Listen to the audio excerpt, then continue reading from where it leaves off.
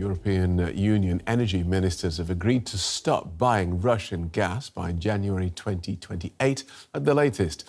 Once implemented, the ban will apply to pipeline gas and to liquefied natural gas. Last year, Russia still accounted for a fifth of all EU gas imports. The decision comes as the bloc compiles another package of sanctions against Russia. This will also include methods to tackle Russia's attempts to circumvent sanctions on its oil exports. Hungary and Slovakia have opposed the move. Well, here's the European Commissioner for Energy and Housing, Dan Jorgensen. I think it's important that we are sending this very clear signal that this will no longer stand, this situation. We cannot let ourselves be blackmailed by Russia, and we cannot be in a situation where we buy expensive energy from Russia and they can thereby use that money in their war. So this is something that we would of course prefer to do with unanimity.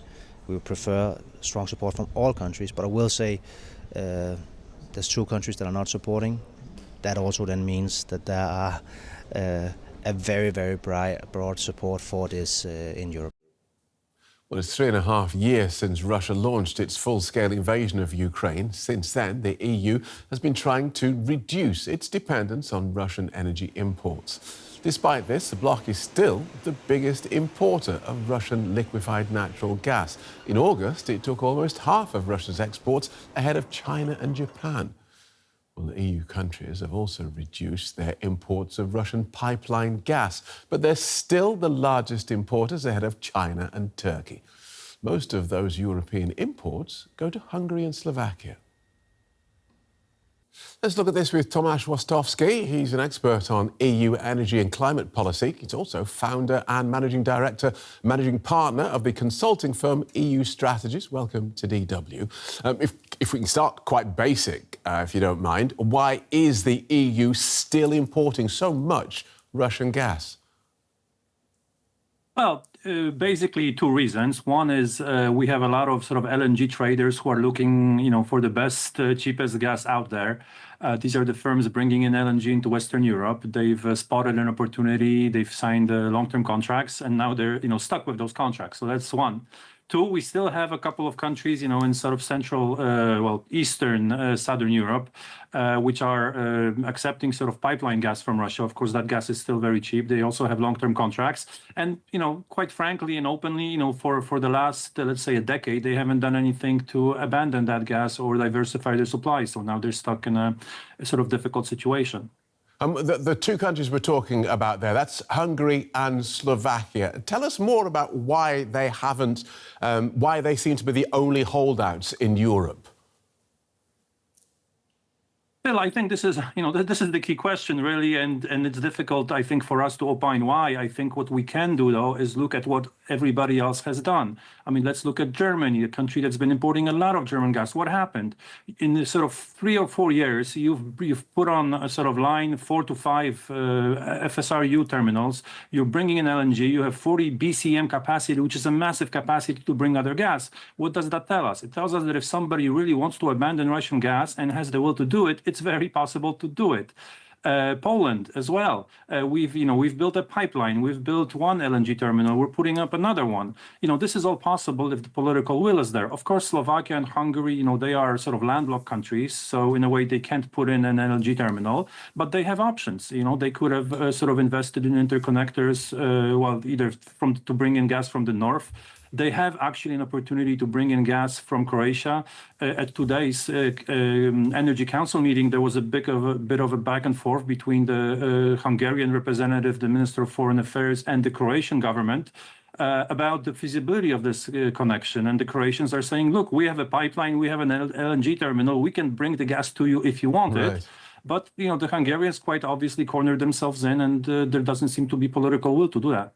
All right, let's be fair to Hungary and Slovakia, because they're not the only ones importing Russian gas. You've got countries like Spain and the Netherlands, which are importing quite a lot of Russian gas, which begs the question, when the EU manages, if the EU manages to turn off the taps in January 28, will they be able to manage without those Russian gas supplies?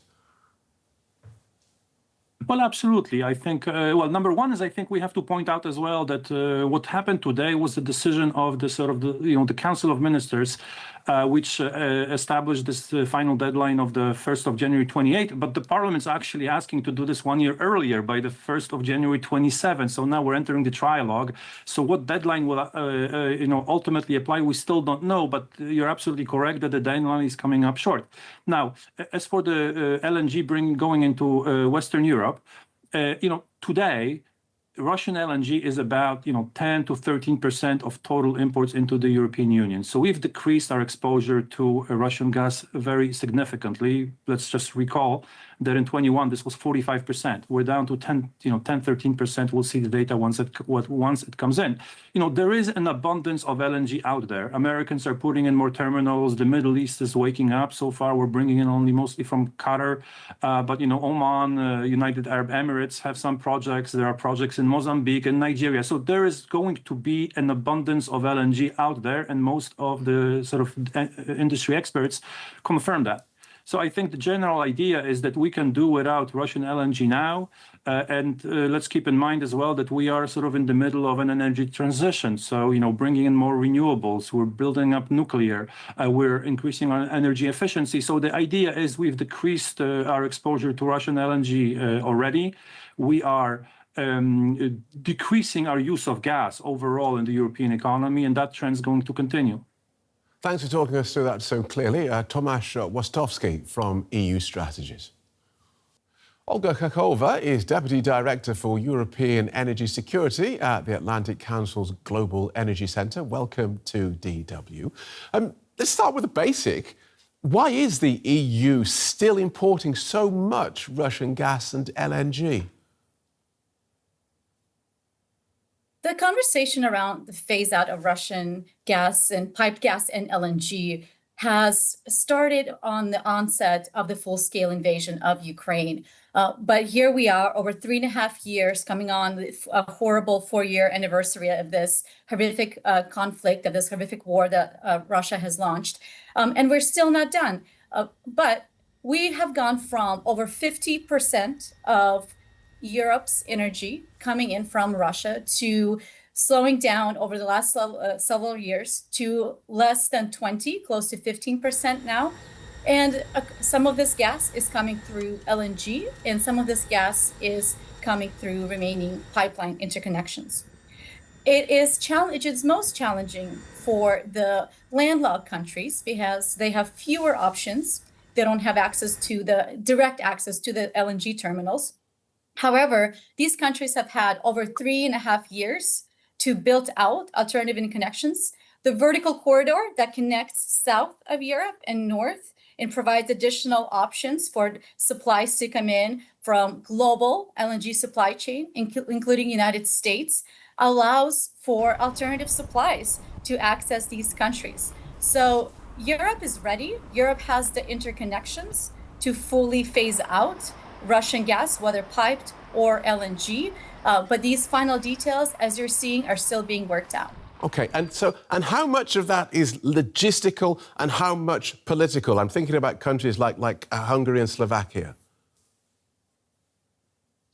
It's a combination of both. Again, being landlocked provides limited options, but some of these countries, like Hungary, chose to sign on to long-term contracts, right, while their neighbors were diversifying. So a lot of this was geopolitical decision-making and partially, yes, the logistical challenges. However, you have examples of other countries that prioritized overcoming these logistical challenges.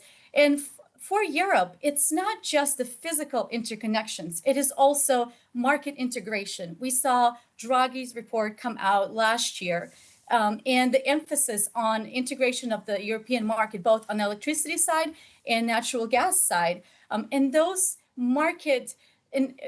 market integration has not fully taken place. And when I say market integration, that means having regulatory alignment. That means right, not having different tariffs across various member states, because that then it adds additional burden right, in how quickly and how efficiently and how easily the gas can move through the region. So let's presume that this European ban does come into effect in January 2028. What sort of effect would you anticipate it having on Russia's ability to finance its war in Ukraine?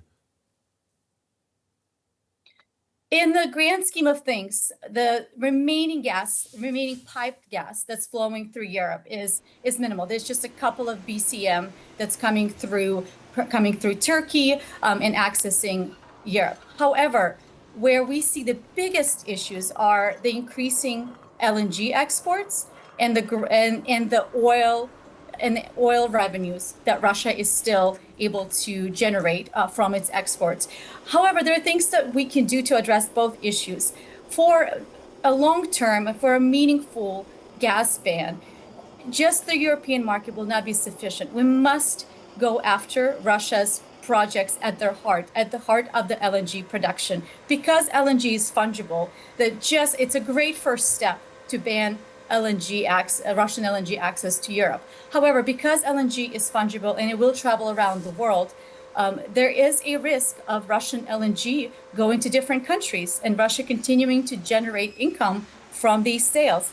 By sanctioning these projects directly, the LNG projects directly, that Russia has audacious plans to grow, and not just the projects, but also the components. Russia still relies on Western components to develop its LNG production, to grow, to triple its LNG production. These are the plans for the next 5 to 10 years.